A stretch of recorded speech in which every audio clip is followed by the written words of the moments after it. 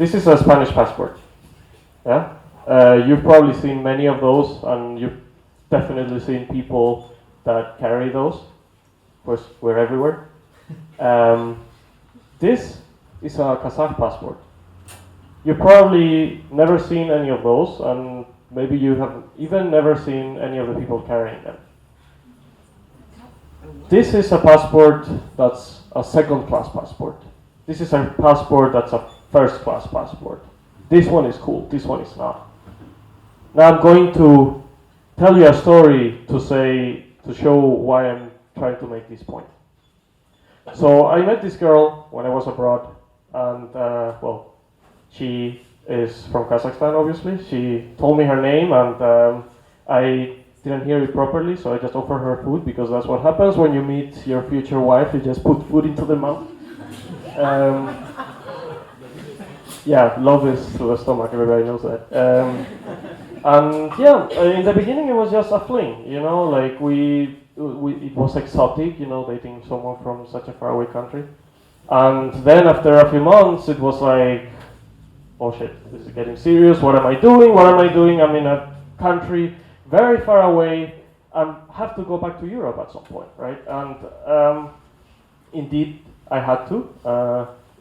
And the day that I left, rain was pouring down the sky. Imagine a movie, right? I'm not shitting you. It's really falling down. The subway is flooded. I barely could make it to the train station, right, to later on catch my flight.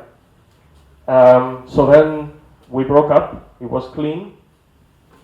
And then, because we're young and stupid, we decided to try long distance short after that. Now, probably a lot of you have been through this pain, right? Skype, we had 7 hours time difference. It was very difficult. We made some visits here and there. I managed to visit her. She didn't even know it. I just showed up at her door, but I don't have time to tell that.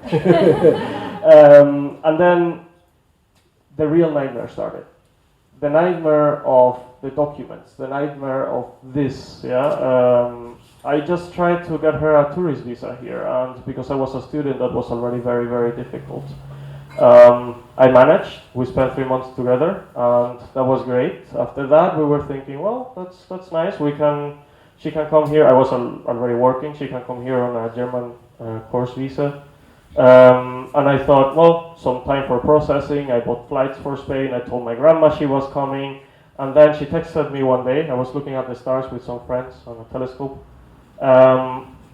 And she sent me like a bunch of pages in German. I was like, what is this? She said, well, there's 3 months processing time.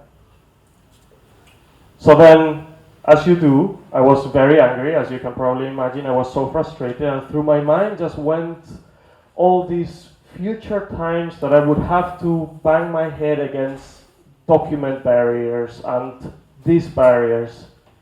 And I just took my phone and texted her, you know what, fuck this shit, let's get married. So the story has a happy ending. She came, and we've been together ever since.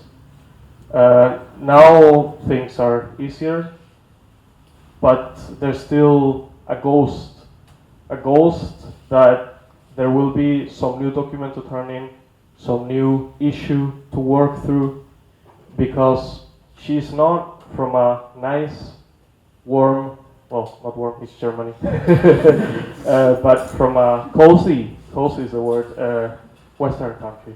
Imagine now for a minute, she was American, she was Canadian, she was European. Even better. Just come here, no problem. If you're from Canada, 3 months, no questions asked. Finding work is a lot easier. And we had to go through a lot just to get our thing going, right? So a little food for thought. We are given a lot of opportunities here in the Western world, but when it comes to this, there are first-class passports and there are second-class passports. Thank you.